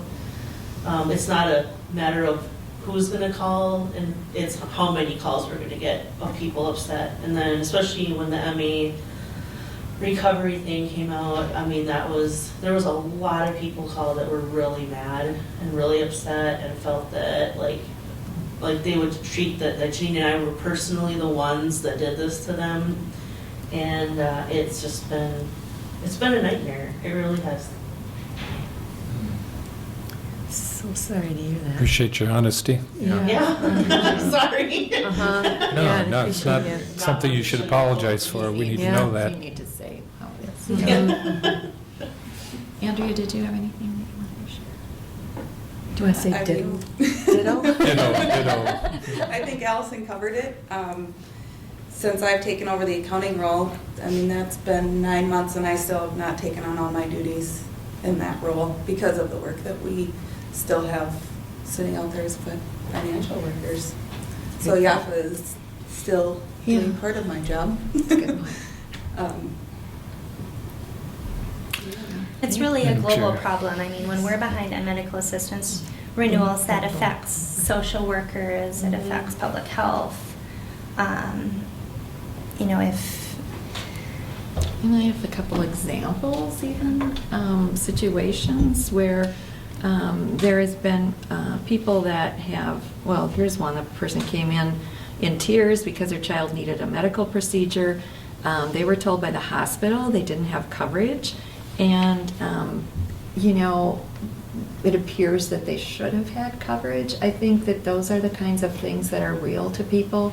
There was an individual that went to the hospital in Duluth for surgery, about $30,000 surgery, and got there and was told she didn't have any coverage, and it had lapsed, and she really had been working, thought that she had it. She was told by a navigator that she was covered, and again, they can't always see the same kinds of things that we can see. So in the end, hopefully she is, but it was pretty traumatic for them, and you know, they don't want to do CARES unless you have some kind of payment plan set up or some type of proof that you have insurance. And our staff were really good about working with those people, and you know, that's what's so hard, I think, for them to decide too, is you've got this person standing right at the desk or on the phone that says, I'm at the pharmacy, and they won't give me my medication because they say I'm not covered. And so then they will try to look into that situation, which also puts them more behind on the other things.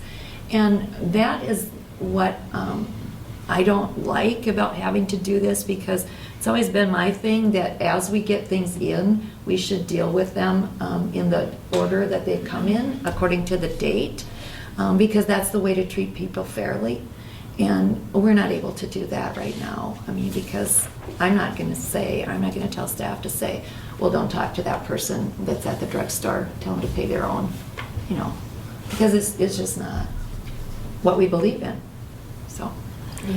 Okay, so we had Commissioner Gamble, Commissioner Moe, and then Commissioner Starley. We'll just go like that. Or we can just go down the line. Yeah. But anyway, how about you, Commissioner Starley? Let's go down the line, because everybody's got something to say here. Sure. Thank you, Madam Chair. I'm really sorry to hear that this has been going on for this length of time and maybe more, and now that we're made aware of it. It's daunting.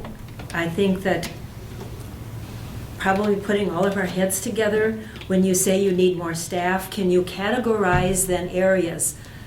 New staff number 1 would cover all cash, or new staff number 3 would cover whatever. Can you put it in more categories? Because it just seems like it's all out there. And could there be something more contained to say, this is what we need for that person? I know it overlaps, but gee, you're to a point now where it's discouraging. We've talked about it somewhat at a staff meeting last month. We shared ideas on what that might look like if we're able to hire another staff person. Would they be specialized? What programs would they work in? It's hard because our caseload is relatively small. We have a small population, so everyone has to know a little bit of something to be able to back each other up. I think one of the biggest concerns is the transition for long-term care, that there's no backup for Pat right now. She's the only person who can determine eligibility for people who are in assisted living or need to go on a waiver. And she's only 20 hours a week. So that's, that puts a lot of stress on our social workers who have their own timelines for screenings. If she's not able to process an application timely, that can result in more work for them and disruption to the family and the client if they have to repeat screenings.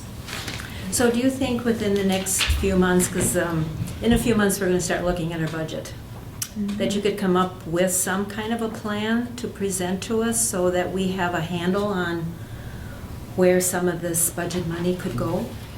Well, I guess I think that we've given you about as much as we can give you right now.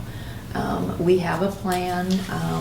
We also need to look about transition plan in the future because Pat has not announced her retirement, but she is getting to that point, and there's nobody trained to back her up.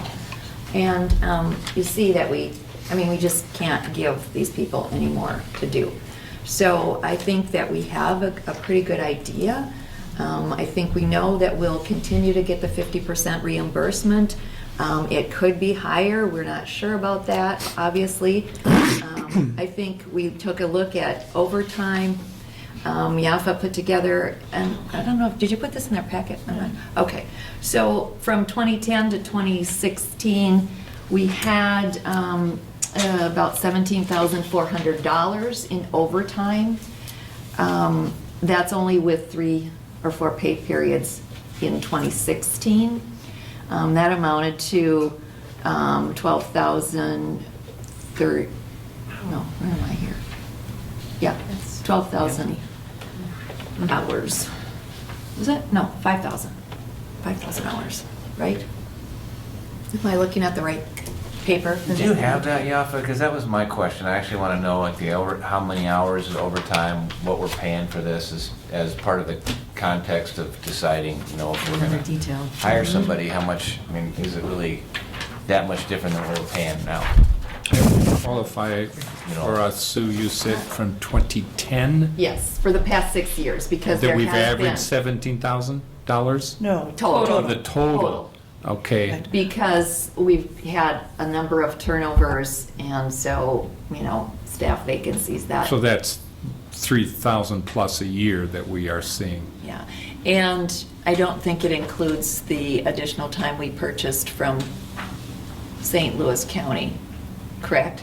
No. No, this is just our staff, and we also don't, the other thing is, we haven't looked at deeper, because again, that would take a lot of time, but to take a look at the amount of overtime that YAF is still putting in to cover the account tech responsibilities that Andrea has not been able to take on because of the other duties. The estate recovery pieces, I have been working on those. They are extremely timely. And I'm not going to be here. And I don't know who is going to do that afterwards. And I think beyond looking at how much we've paid out in overtime is you have to look at comp time and paid leave time banks, because the personnel rules say that you're going to use comp time before paid leave time, and there's comp time banks that people have. And Andrea is supposed to be working 35 hours a week, and unless she's been on leave, she's not. She's working closer to 40, and then that goes into her comp time bank, and then when she takes time off for whatever purpose, then she's using comp time, not paid leave time. And on page 3 of Allison's presentation, there's 1,115 hours of leave available. Yeah, that's the number they found. State And rate. That's once half a you year. hit your limit on comp time, then it starts getting paid out instead of going to your comp time balance. And Allison's consistently been working enough. Are you okay with me talking about it? Did you sign a release? Yeah. No. She's consistently getting paid more than for her 40 hours a week because she's maxed out on her comp time bank. And when she does take time off, once again, she's lowering her comp time bank and then building it back up and getting paid back out again. And I'm about to get paid out again. I've reached mine from work that I'm still doing that should be over there, but she's already working plenty of hours, and so we're all just, and Sarah's not even supposed to be working on, she's supposed to be a case aide for adult services and not a case aide for income maintenance, and she's been putting in a lot of hours on all the returned mail. So everyone's been chipping in, and we haven't said to staff, I don't know, have you said to staff, everyone's required to work 50 hours a week to get the work done or to get more of a dent in? And So to this point, I know it's not my question yet, but since we're talking about, I'm gonna, and this might be a Jeff question, or Jeff and Yafa. So for us, obviously, it's gonna be really helpful. What's the financial number that we're talking about for the additional work that you're doing, that the county is paying out? Should we say that question for the action item? Or, but Whenever although it's a the quick que- answer. Whenever it is, I don't, Yeah. but it sounds like we know think what we do have a- all the inputs are to that number, but I don't know that we have that. Do we have that? Because I think that's really, if we're gonna say, yeah, we're gonna Yeah, we have a number. approve this position, it's really Yeah, we critical have. to know, like, what that, Yeah, we have, Where is I that think we number? gave you that last month. 21,000. And then you asked us to sharpen our pencils more, Yeah. because I was very conservative on how much revenue we would get from someone's work based on the road. Yeah, to answer the question, the best number that we were able to put together to say that it was the net impact is about $22,000 for this new position request. For And- May 1st through the end of the year. And that's taking into account everything that we could quantify. But that doesn't take into account things like we heard conversations today about it takes, 6 weeks for somebody to get trained to be able to use the programs, and 6 months to be able to be proficient, or to be able to work on their own, and 2 years to be proficient. We're rotating several positions out before they get to that 2-year position, and the caseload has a lot to do with that. So the number is $22,000 new net or less, because they were, Yafa was again conservative in saying how much program money this position would be able to generate. Did we specifically look at, I know we looked at overtime, but did we specifically look at the additional hours that supervisors are getting out of the comp time? Was that part of that too? Not in No. the dollar amount that you have. Okay, so that's not in the No. dollar amount. So it's actually less than $22,000 when we consider the fact that supervisors are being paid out for their comp time. That's not technically overtime, but it's in the policy that we do that. So it would be less than $22,000 net to add this position. And the 22,000 is our portion of it. The other is the contribution Reimbursement. that comes back in the reimbursement. So the Yes, position that's- is higher, but It's the our unreimbursed position. out-of-pocket Yep, cost. it's the net out-of-pocket. Yeah, Yeah. net out of pocket. And- We did And I go think- Also in and look at everybody's e-time, how much they've had. Allison McIntyre is taking a week off for much-needed vacation next week, and Yeah. it's pretty scary, because that means a lot But of you should still extra go. work. I don't think- We'll just. And I you don't- should not be mean I to don't her think when she's she gets asking back. Depends on how handy it is. Good one. I think one of the bigger costs, excuse me, one of the bigger costs we need to look at is not a dollar amount, but the cost on our staff, and whether or not there's going to be staff turnover, because Hide. it sounds like people are demoralized. They can't do their job right. They can't do their job well. They can't do their job completely. They're trying to do their job well. They're trying to do a good job, and they can't. And at what point are people going to say, it's not worth coming to work because people are yelling at me? Anytime someone comes to the counter, comes to the phone, is this person going to yell at me? Are they scream at me? Are they going to swear at me? Or am I going to get lucky and they'll just be polite? And it's bad. And to have voicemail that fills up and then it goes to someone else's voicemail, and they're clearing their voicemail every day and it's still getting full. There is a major workload problem, and a lot of the turnover that was before I arrived here was in that department, because the amount they get paid for the amount of knowledge they're required, the amount of work they need to do, it's untenable. I really admire, might be in awe of the child protection workers. I really admire how hard they work and how much they need to know to do their job. Thank you. I think, thank you for all of your comments. So if we can just continue down the line with anybody who has questions to Yeah. ask. And Commissioner Gamble, can you just wait until Heidi's had a chance? And Commissioner Moe has had his chance, and Jeff and Jerry can all chime in, and then we can come back if you have more questions. So, Commissioner Dukirk, do you have anything to ask? I think that they've been quite clear with us for months. Okay. I mean, I can't believe we're spending an hour on this discussion when we've been informed, and we know how bad it is up there. I mean, we have an employee that's in cancer treatment, and they're here because this job needs to get done.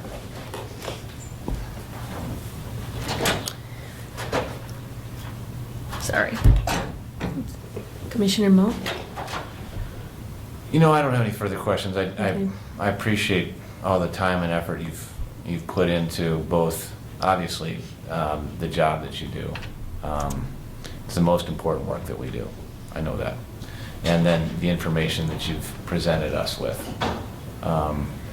Seems, as Yafa has said, it seems very obvious to you who are living it. And when we're tasked with the whole county budget and operation, sometimes if my questions seem insensitive to what you're going through on a daily basis, I apologize. That wasn't my intention. Just wanting to make sure that we've asked all the questions necessary.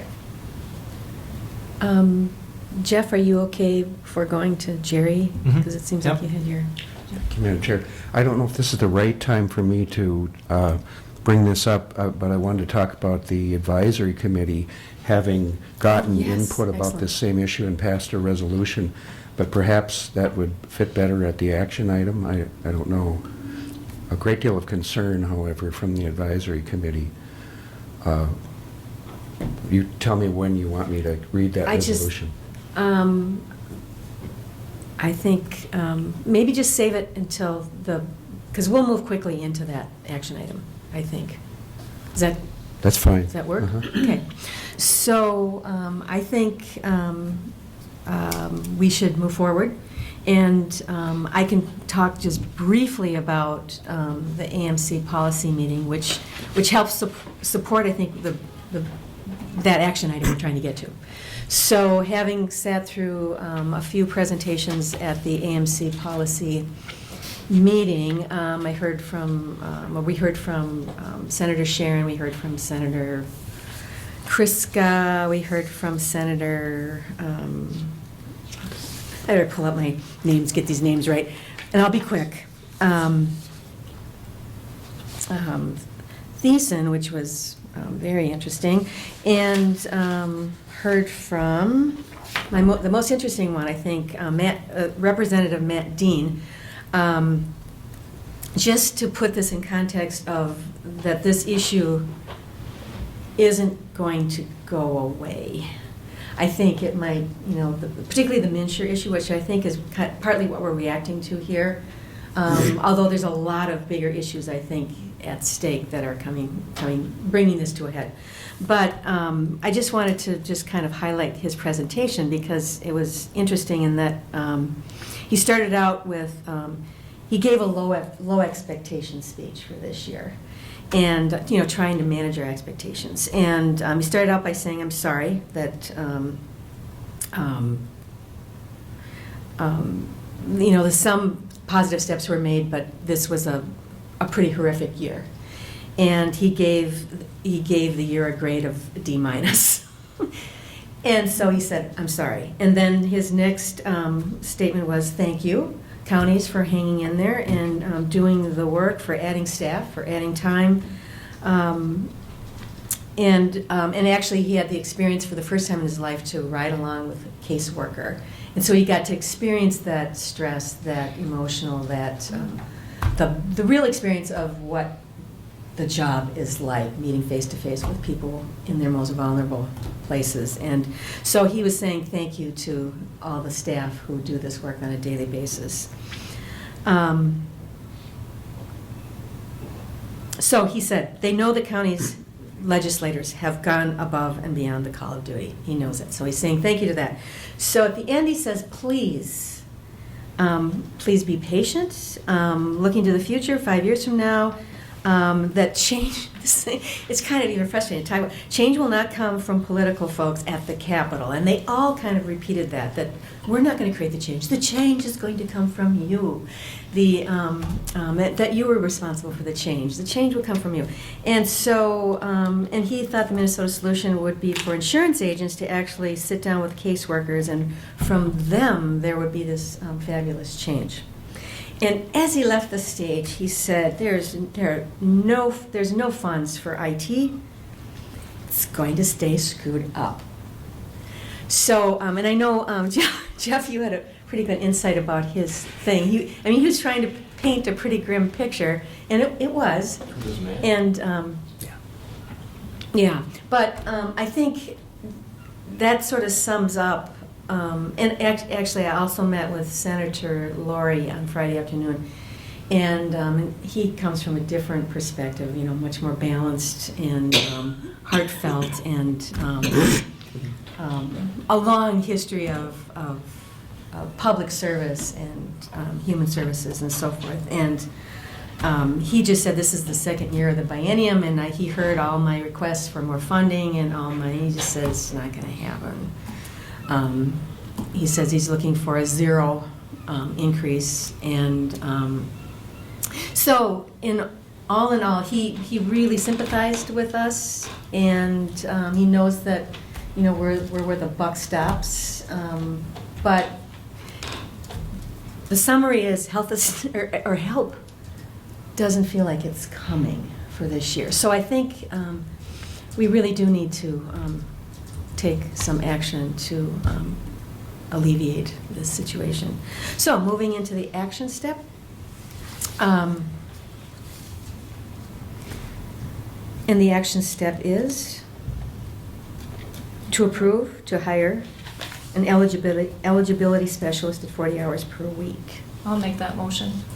I'll second. Before we move on to the vote, I thought that, Jerry, you should read the resolution from the Yeah, we Services Advisory Board. spent quite a bit of time learning about this at our advisory committee meeting 2 weeks ago and talking about it. There was just universal concern and dismay within the advisory committee about this situation.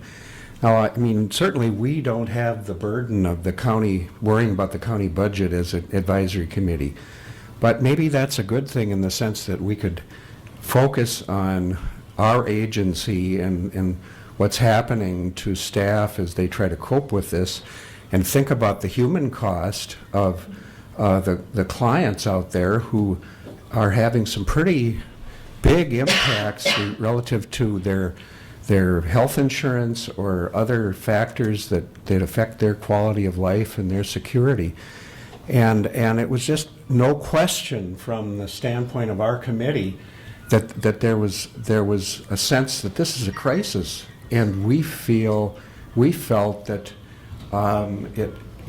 somehow it needs to be responded to, and the hiring of this additional position needs to occur. And I'll just read the resolution, which is to recommend the urgent hire of another eligibility worker for public health and human services due to the overwhelming caseloads of financial workers. And it was a unanimous vote to support that resolution. So I bring that to you with all of that sense of urgency and concern that our committee had. Thanks. Thank you, Jerry. So, do I hear any more discussion? Commissioner Thank you, Greenwald? Madam. Just a comment. It's a question I would pose to Sue, who has had longevity in her position. She's seen the changes that have taken place. And there are two components to this, which in detail on the multi-layers that we've discussed today, and there's much more to it. There's the component of an increasing need that is evident in our society. How much has that increasing need grown? And the other component is the systems that we have put in place to try to meet that need. And to the extent that systems become problematic, and to the extent that we've got an increasing demand, we are going to face this stress. And the frustration that I have is that we can say that we empathize, but our discussion today, I think, has touched not only our intellectual awareness, but the heart component that empathizes with what our staff are having to confront. And at a state or federal level, if that empathy doesn't translate to sending something to help us out, and just to say, continue to be patient, the human condition can only take that for so long. And so my point is, if we're going to have an honest discussion on this, we need to look at what are we doing to contribute to this problem. And the other component is, if it's increasing, it's only going to get worse when we've got systems that don't address it. Yeah, thank you, Madam Chair. I had the opportunity last week to spend some time with Matt Dean, who's the chair of the Republican chair of the Health and Human Services Committee. I used to room with him years ago, and so he said to me, he said, Frank, go home and talk to your intake workers. Talk to and I said, oh, you mean there are eligibility specialists? Yeah, talk to them. He said, they know the challenges with the delivery system better than anybody in the state. And he said, like you, he said, we're not going to fix this. Regrettably, we're not going to fix it. But he said, anything that you can do to make their job easier. And so the challenges that you face are understood across the political spectrum. And I hope that this will alleviate your workload somewhat. I know it's probably not going to make a huge difference, but hopefully it'll make some difference. And hopefully long-term, the state of Minnesota will step up and fix some of the issues that you're having to deal with. Ready for the vote? Any more discussion? All those in favor? Aye. Thank you. Thank you so much. Thank you. I think that'll make them smile, maybe the rest of the day. I don't know, or at least till noon. That right there. Well, Next to Yeah. you, Allison. Yeah. got a little teary too. Yeah. I pulled it back. You can't deny the human component of what it is. I'm sorry, this is out of character, but I don't give a damn. Yeah. You do, I think that's the trouble. Sorry, you guys.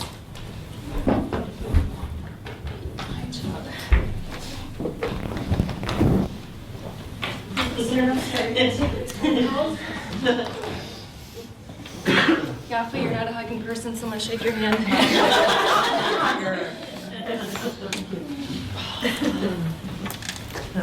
I would like to demand that I don't see your cars in the parking lot after 5, but I know that's not gonna happen. And I just, if I might, Go ahead, Sue. I just want to say to thank them, because they have been extremely patient, and we could not have brought this to you without the time that they spent putting this together. And Allison, I just want to say Allison McIntyre has really done a tremendous job on gathering this data, and so thank you so much. And I hope you really enjoy your vacation. It seemed like a year. Great. I just hope you can hire somebody after that doom and gloom discussion. I don't. Isn't that quarter break?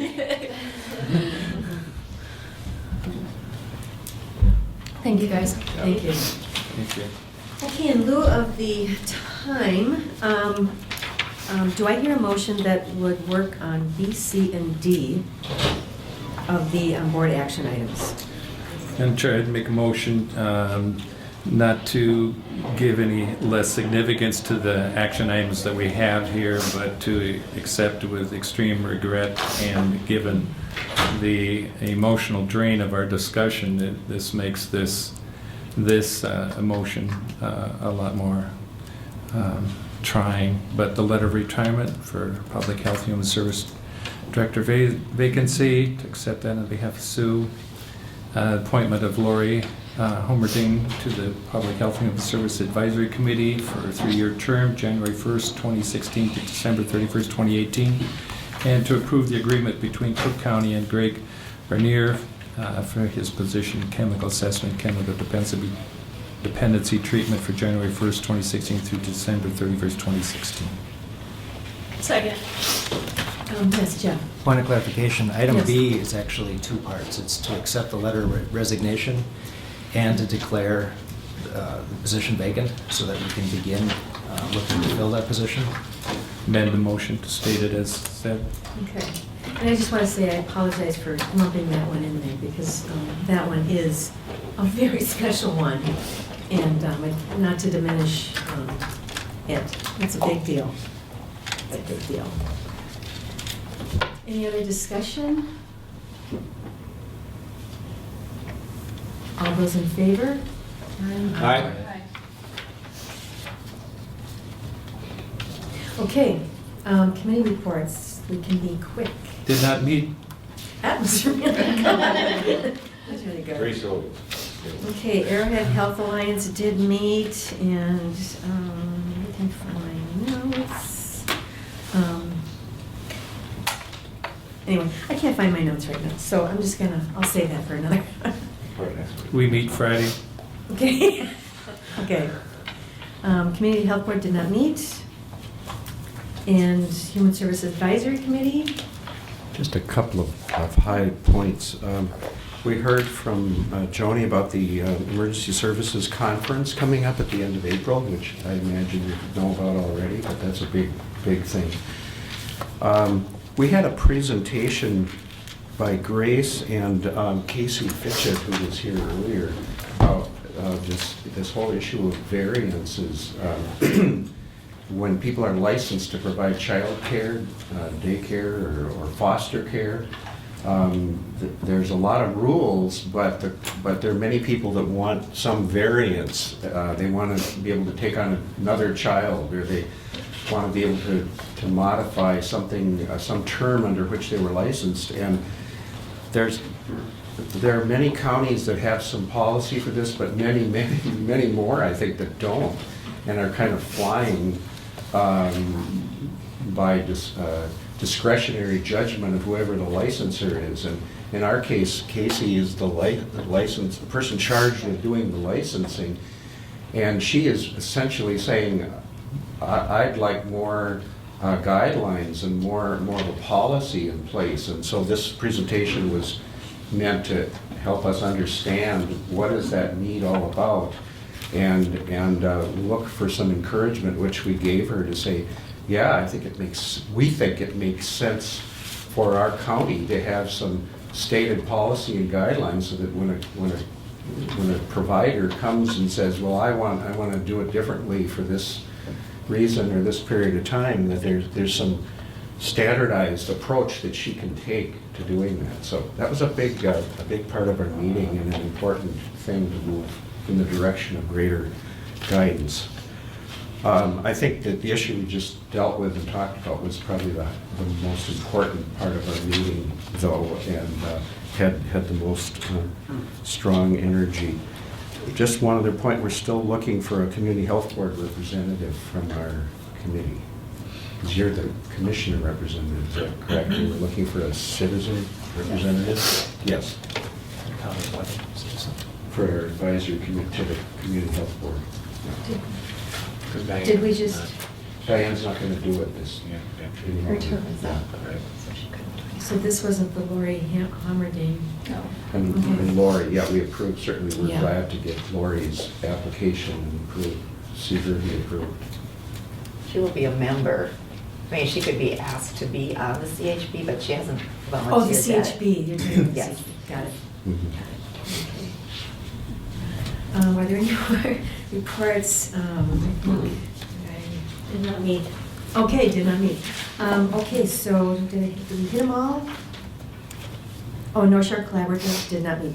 So, okay, before we adjourn, I just wanted to say that the vote that we just took was very emotional and powerful. And I think it speaks to Sue's leadership in that and that you care so much for their ability to work in a safe environment and a caring environment. And so it's, doubly sad that, we're accepting your retirement letter that you've led with such heartfelt and powerful leadership. So, thank you. Well stated. Thank you. Okay. Motion to adjourn. Thank you. Second. All those in favor? Aye. Thank you.